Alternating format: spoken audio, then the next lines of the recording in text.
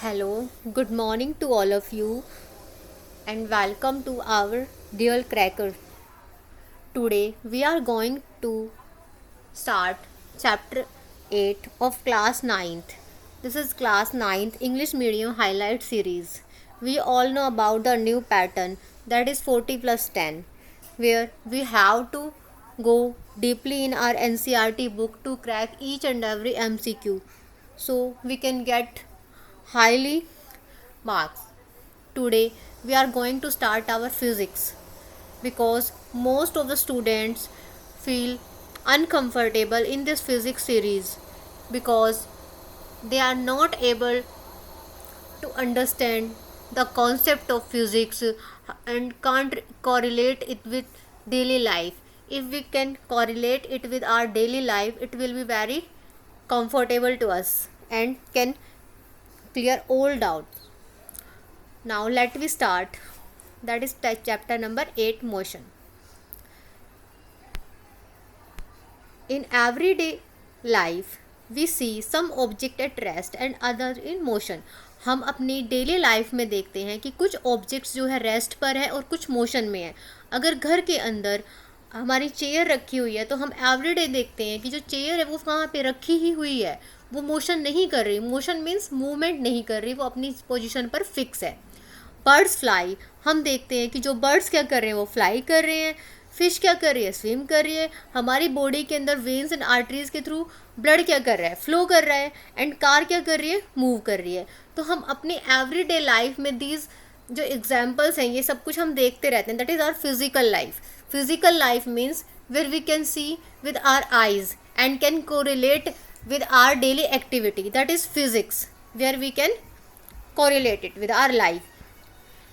तो आप इमेजिन करो, बर्ड्स फ्लाई क्यों कर रहे हैं, फिश क्यों स्विम कर रही है, ब्लड क्यों फ्लो हो रहा है, और जो चेयर है वो अपनी जगह पर क्यों रखी हुई है, हमारा हाउस है वो क्यों नहीं मूव कर रहा, वो अपनी जगह पर क्यों है, हमारी कार जो वो मूव कर रही है.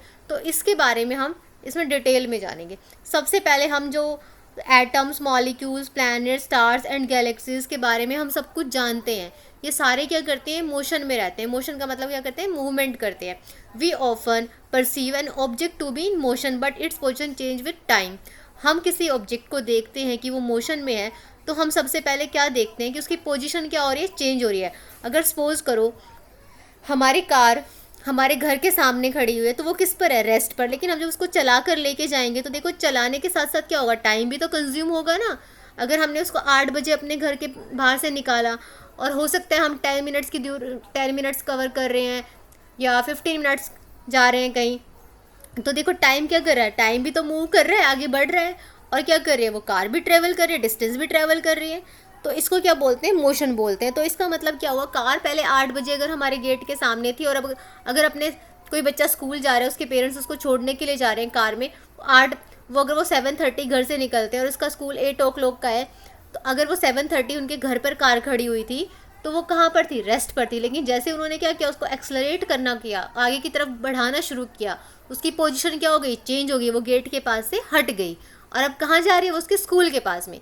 तो देखो टाइम भी वेरी कर रहा है, चेंज हो रहा है, और साथ में क्या हो रहा है, जो कार है उसकी पोजीशन भी क्या हो रही है, चेंज हो रही है. तो इसको क्या बोलते हैं, मोशन बोलते हैं. However are the situation where the motion is inferred through indirect evidences. कभी कभी हम मोशन को ऐसे सोचते हैं कि हमें पता नहीं चलता डायरेक्टली कि ऑब्जेक्ट जो है मोशन में है या नहीं है. इनडायरेक्ट भी कुछ हम उसको कॉरिलेट करते हैं. जैसे we infer the motion of air. हमें एयर जो है हमें दिखाई नहीं दे रही है, बट क्या है, एयर क्या हमें दिखती है, नहीं दिखती. लेकिन जैसे एयर चलते तो कोई भी जो चीज़ होती है, कोई रखी होती है, वो क्या करती है, मूव करना शुरू करती है. डस्ट उड़ रही है, ट्री की जो लीव्स है वो मूवमेंट कर रही है, लेकिन हमें एयर तो दिखाई नहीं दे रही. तो कुछ ऐसी ऑब्जेक्ट भी हैं जो मोशन में होती हैं बट हमें वो दिखाई नहीं देती. फिर हम किसकी मदद से जानते हैं, किसी जो उसके ऑब्जर्विंग कुछ भी ऑब्जेक्ट रखे हुए हैं उससे. What cause the phenomena of sunrise, sunset and changing of season. देखो सनराइज होता है, सनसेट होता है, चेंज होता है सीज़न, कभी विंटर्स आती है, कभी समर्स आती है, कभी ऑटम आते हैं, कभी स्प्रिंग्स आती है. तो देखो ये क्या कर रहा है, सब कुछ क्या हो रहा है, चेंज हो रहा है. ये भी तो क्या है, मोशन है, मूवमेंट हो रही है. Is it due to the motion of the earth, क्या ये अर्थ का जो मोशन चल रहा है क्या उसकी वजह से है. If it is true why do not we directly perceive the motion of the earth. अगर ये सही है तो हम अपना आप क्यों नहीं फील कर पाते उसका मोशन अर्थ का। An object may appear to be moving for our person and stationary for some other. देखो ऐसा भी हो सकता है कि कुछ ऑब्जेक्ट हमारे लिए क्या हो, मूविंग हो, लेकिन किसी पर्सन के लिए वो क्या हो, स्टेशनरी हो। जैसे the passenger in a moving बस, दो पैसेंजर बैठे हैं, जैसे मान लो आप कहीं मेट्रो में जा रहे हो, ठीक है, आप दोनों फ्रेंड्स क्या कर रहे हो, मेट्रो के अंदर ट्रैवल कर रहे हो, मेट्रो क्या कर रही है, मूव कर रही है, ठीक है। अगर मैं आप दोनों फ्रेंड्स को बाहर खड़ी होकर देखूंगी तो मुझे क्या लगेगा कि क्या आप क्या कर रहे हो, मोशन में हो, ठीक है, मेट्रो के साथ आप क्या कर रहे हो, आगे की तरफ बढ़ रहे हो, तो मेरे लिए क्या हो गए, आप मोशन में हो गए आप दोनों। लेकिन अगर आप ट्रेन के अंदर दोनों बैठे हुए तो आप एक दूसरे को कहाँ देख रहे हो, आप तो आमने सामने देख रहे हो। आप तो ये देख रहे हो कि हम तो कहीं घूम ही नहीं रहे, सिर्फ क्या जा रही है, सिर्फ ट्रेन ही तो चल रही है, हम तो अपने उसी पोजीशन पर है।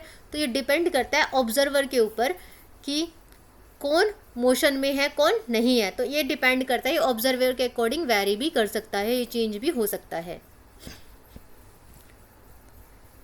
For the passenger in a moving bus the road side trees appear to be moving backwards. अगर आप मान लो आप किसी बस में जा रहे हो तो बाहर की तरफ जो ट्री दिखाई दे रहा है तो आपको क्या दिखाई देता है कि आप आगे चले गए और जो पेड़ है वो कहाँ रह गया, पीछे रह गया। तो आपको लगता है कि पेड़ क्या है, पीछे की तरफ जा रहा है ना, वो मूव कर रहा है। लेकिन अगर उसी पेड़ को कोई बाहर खड़ा होकर देखेगा तो उसको क्या दिखेगा कि पेड़ तो वहीं खड़ा है। तो ये क्या हो गया, दोनों की अलग अलग ऑब्जर्वेशन हो गई। A person standing on the road side perceives the bus along with the passenger as moving. वही सेम जो भी हमने बताया। However passenger inside the bus sees his fellow passenger to be at rest. जो वही मैंने मेट्रो वाला example दिया है कि दो पैसेंजर, दो फ्रेंड्स है, वो जा रहे हैं, मेट्रो मूव कर रही है, बट लेकिन दोनों की सीट क्या है, आमने सामने, वो दोनों मूव नहीं कर रहे, एक ही जगह रेस्ट पर है। तो दोनों क्या फील कर रहे हैं, हाँ हम रेस्ट पर है, लेकिन बाहर से कोई देखता है तो हमें लगता है कि वो दोनों क्या कर रहे हैं, मूव कर रहे हैं। किसके साथ में, ट्रेन के साथ में, मेट्रो के साथ में। What do these observation indicate. तो ये इस ऑब्जर्वेशन से आप क्या समझते हो कि किसी के लिए ऑब्जर्वेशन कुछ हो सकती है और किसी के लिए कुछ हो सकती है। Most motions are complex. कुछ मोशंस ऐसे होते हैं जो कॉम्प्लेक्स होते हैं, जिसको समझना क्या होता है, मुश्किल होता है। सम ऑब्जेक्ट्स में move in a straight line. कुछ ऑब्जेक्ट जो है स्ट्रेट लाइन में भी चल सकती है, कुछ जो है सर्कुलर में भी चल सकती है। सम में rotate and a few others में वाइब्रेट। कुछ मोशंस ऐसे भी होते हैं जो वाइब्रेशंस में होते हैं, जैसे मान लो हमारे फ़ोन की वाइब्रेशन है, तो जैसे हमने फ़ोन को वाइब्रेशन पे लगा लिया तो फ़ोन क्या करते हैं, तो मूव करना शुरू हो जाता है। हमारी बॉडी के अंदर भी क्या होती है, वाइब्रेशन चलती रहती है। तो ये भी क्या है, एक मोशन ही है। In this chapter we shall first learn to describe the motion of objects along a straight line. सबसे पहले इस चैप्टर में हम स्ट्रेट लाइन मोशन पढ़ेंगे। We shall also learn to express such motion through simple equation and graphs. और हम किससे पढ़ेंगे, कुछ इक्वेशंस और ग्राफ से भी इस चैप्टर में पढ़ेंगे। Later we shall discuss ways of describing circular path. बाद में हम उसको सर्कुलर पाथ में पढ़ेंगे कि किस तरह से सर्कुलर पाथ में उसको डिस्क्राइब कर सकते हैं। Discuss whether the wall of your classroom are at rest or in a motion. आप डिस्कस करो अपने फ्रेंड्स के साथ कि जो आपकी जो वॉल है क्लासरूम की, वो क्या है, रेस्ट पर है या मोशन में है। Have you ever experience that the train in which you are sitting appears to move while it is at rest. ये आप एक्सपीरियंस करो। Discuss and share your experience. आप अपने फ्रेंड्स के अपने डेली लाइफ एक्सपीरियंस जो है शेयर करो। Think and act. We sometimes are endangered by the motion of objects around us, especially if that motion is erratic and uncontrolled as observed in a flooded river। देखो कुछ motions ऐसे भी होते हैं जो endangered होते हैं, हमें जिसको देखकर डर लगता है। अगर फ्लड आ गई, बाढ़ आ गई, तो क्या कर रहा है रिवर, पानी क्या कर रहा है, फ्लो कर रहा है ना, मोशन हो रहा है। ह्यूरिकेन है, सुनामी है, तो ये भी सारे क्या है, मोशन है। On the other hand controlled motion can be a service to human being such as in the generation of the hydro electric power. कुछ ऐसे भी होते हैं जो हमारे कंट्रोल में होते हैं, जैसे हाइड्रो इलेक्ट्रिक पावर, जिससे हम क्या करते हैं, इलेक्ट्रिसिटी बनाते हैं। Do you feel the necessity to study the erratic motion of some objects and try to control them. क्या आप फील करते हो कि ये जो एराटिक मोशंस होते हैं जिनको हम मतलब हमें जो अच्छे नहीं लगते हैं, क्या हमें उनके बारे में स्टडी करनी चाहिए और उनको कैसे कंट्रोल करना चाहिए। Describing motion. चलो हम मोशन को डिस्क्राइब करते हैं। We describe the location of an object by specifying a reference point. सबसे पहले हम मोशन को डिस्क्राइब करने के लिए हमें हमारे पास में क्या होना चाहिए, एक रेफरेंस पॉइंट होना चाहिए। Let us understand this by an example. हम इसको पहले एग्जाम्पल से समझेंगे। Let us assume that a school in a village is 2 kilometre north of the railway station. हम एज्यूम कर रहे हैं कि एक विलेज के अंदर जो स्कूल है वो कितने 2 किलोमीटर नॉर्थ है किसके, रेलवे स्टेशन के। We have specified the position of the school with respect to the railway station. हमने क्या किया, अगर मान लो कोई आपके उसमें सिटी में कोई न्यू आता है, उसको नहीं पता कि आपका स्कूल कहाँ है, लेकिन हाँ आप क्या बता देते हो कि मेरा स्कूल जो है रेलवे स्टेशन के पास में है, तो आपने क्या किया, उसको एक रेफरेंस दे दिया ना, कि एक एड्रेस बता दिया कि अब वो किसी से पूछ कर भी चला जाएगा, अच्छा बताओ रेलवे स्टेशन कहाँ पर है, तो वो जाके पूछ सकता है। तो आपने क्या बताया कि रेलवे स्टेशन के पास में नॉर्थ में, मेरा 2 किलोमीटर नॉर्थ में क्या है, स्कूल है। तो in this example the railway station is a reference point. अगर आपको किसी को ये बताते हो कि आपका घर जो है किसी मंदिर के पास में है, तो आपका रेफरेंस पॉइंट क्या हो गया, मंदिर हो गया। किसी को रेफरेंस कर रहे हो ना आप कि मंदिर हो गया। अगर आप कुछ भी कॉरियर वगैरह मंगाते हो या कुछ भी करते हो, तो वो आपसे लैंडमार्क पूछते हैं कि बताओ आपका घर कहाँ है, लैंडमार्क बताओ। तो आप क्या करते हो, उसको लैंडमार्क बताते हो, तो वो क्या हो गया, आपका रेफरेंस पॉइंट हो गया। We could have also choose other reference point according to our convenience. और हम अपने कन्वेंस के अकॉर्डिंग आप अपना जो है रेफरेंस पॉइंट कर सकते हैं। आजकल हम क्या करते हैं, ऑनलाइन अपनी लोकेशन को क्या कर देते हैं, हम अपना शेयर कर देते हैं। वो भी क्या है, एक रेफरेंस पॉइंट है, क्योंकि हम क्या कर रहे हैं, अपनी लोकेशन को शेयर कर रहे हैं ना उसके सामने, तो वो भी क्या है, हमारा एक रेफरेंस पॉइंट है। Therefore, to describe the position of an object, we need to specify a reference point called the its origin. तो हमें किसी ऑब्जेक्ट का रेफरेंस पॉइंट स्पेसिफाई करते हैं, तो उसको क्या बोलते हैं, उसका ओरिजिन बोलते हैं, कि मतलब यहाँ से ये ओरिजिनेट हुआ है।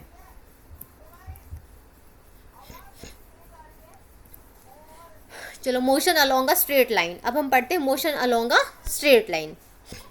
जो motion along a straight line है, देखो, motion along a straight line, the simple type of motion is the motion along a straight line. We shall first learn to describe this by an example. सबसे पहले हमें straight line motion पढ़ने से पहले हमें कुछ एग्जाम्पल करने, ताकि हम इसको इजीली क्लियर कर सके। Consider the motion of object moving along a straight line path. आप ये ऑब्जर्व करो कि कोई भी एक ऑब्जेक्ट है वो किस में जा रही है, एक स्ट्रेट लाइन में जा रही है।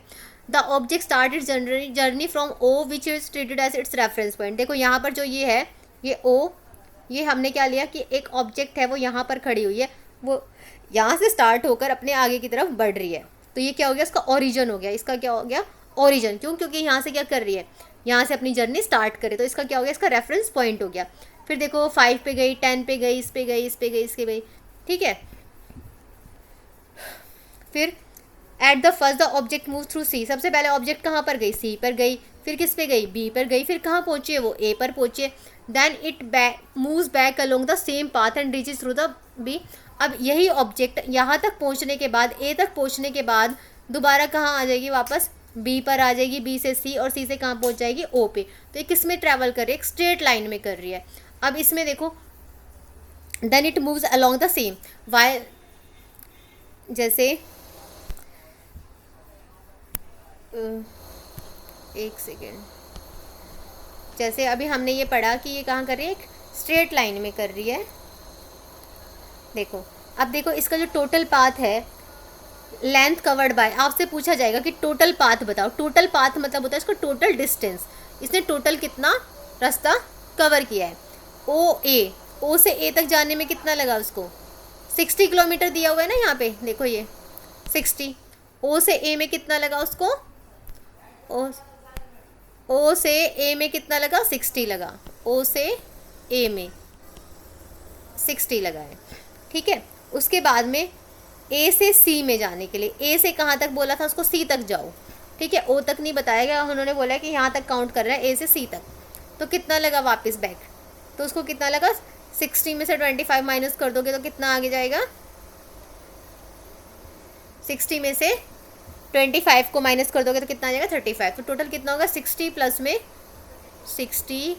में 35, तो टोटल कितना हो गया, 95 किलोमीटर। कितना किलोमीटर हो गया, 95। देखो यहाँ कैलकुलेट करके दिया हुआ है, 95 kilometre. Describe distance we need to specify only the numerical value, not the direction of the motion. आपने इसमें ऑब्जर्व किया, सिर्फ क्या दी हुई थी कि उसका डिस्टेंस दिया हुआ था, ना कि उसकी कोई डायरेक्शन दी हुई थी। तो इसको क्या बोला जाएगा, distance. They are certain quantities which are describe by specifying only their numerical values. देखो, जो जिसकी सिर्फ क्या होती है, न्यूमेरिकल वैल्यू होती है, ठीक है। सिर्फ क्या थी इसकी, न्यूमेरिकल वैल्यूज। जैसे मान लो ओ से ए तक गया या ए से सी तक गया, तो क्या दी हुई थी, 60 किलोमीटर या 25 किलोमीटर। सिर्फ क्या थी, एक न्यूमेरिकल वैल्यू की हुई थी, इसकी कोई डायरेक्शन नहीं थी। तो इसमें क्या होगा, इसकी अगर कोई डायरेक्शन नहीं होगी तो इसको हम क्या बोलते हैं, कौन सी क्वांटिटी बोलते हैं, हम बोलते हैं इसको स्केलर क्वांटिटी। हमारे पास में 2 टाइप्स की फिजिकल क्वांटिटीज होती है, दैट इज स्केलर होगी और वेक्टर। स्केलर क्वांटिटी और वेक्टर क्वांटिटी में क्या डिफरेंस है अब हम ये पढ़ेंगे। स्केलर क्वांटिटी कौन सी होती है, स्केलर क्वांटिटी उस क्वांटिटी को बोला जाता है जिसमें ओनली क्या हो, न्यूमेरिकल वैल्यू गिवन हो, सिर्फ क्या हो, न्यूमेरिकल ओनली वैल्यू गिवन हो एंड डायरेक्शन गिवन नहीं हो, डायरेक्शन नो डायरेक्शन, उसको क्या बोला जाएगा, स्केलर क्वांटिटी। और वेक्टर क्वांटिटी में क्या बोला जाएगा, जिसकी वैल्यू भी हो, न्यूमेरिकल वैल्यू भी हो और साथ में क्या हो, उसकी डायरेक्शन भी हो, क्या हो, उसकी डायरेक्शन भी हो, तो उसको क्या बोला जाएगा, इसकी वेक्टर क्वांटिटी। दोनों में आपसे डिफरेंस पूछा जाएगा, what is the difference between the scalar quantity and vector quantity. तो आप क्या बताओगे, स्केलर क्वांटिटी वो क्वांटिटी होती है जिसका क्या होता है, ओनली न्यूमेरिकल वैल्यू, जिसको हम क्या बोलते हैं, उसका मैग्नीट्यूड बोलते हैं, सिर्फ क्या उसका मैग्नीट्यूड और उसकी डायरेक्शन गिवन ना हो, तो उसको क्या बोला जाएगा, स्केलर क्वांटिटी। और जिसमें वैल्यू के साथ साथ उसकी डायरेक्शन भी गिवन हो तो उसको क्या बोला जाएगा, वेक्टर क्वांटिटी। इन दोनों के बीच में ये डिफरेंस है। अब इसके हम एग्जांपल्स पढ़ेंगे कि स्केलर क्वांटिटी में कौन आएगा और वेक्टर क्वांटिटी में कौन आएगा। डिस्टेंस है, अगर हमें किसी की डिस्टेंस काउंट करनी हो तो हम क्या करते हैं, टोटल पाथ कवर्ड, जितना भी उसने टोटल पाथ कवर किया है उसको क्या बोले जाएगा, हम डिस्टेंस बोलते हैं, ठीक है। तो उसमें कोई हम डायरेक्शन को नहीं लेते हैं, तो किसका एग्जाम्पल हो गया, हमारा स्केलर क्वांटिटी का। और सेम ऐसे ही अगर हमें डायरेक्शन गिवन हो और उसमें हम शॉर्टेस्ट पाथ हो, ठीक है, डिस्टेंस में हम क्या करते हैं, टोटल पाथ, तो वो किसकी हो गई, स्केलर क्वांटिटी होगी।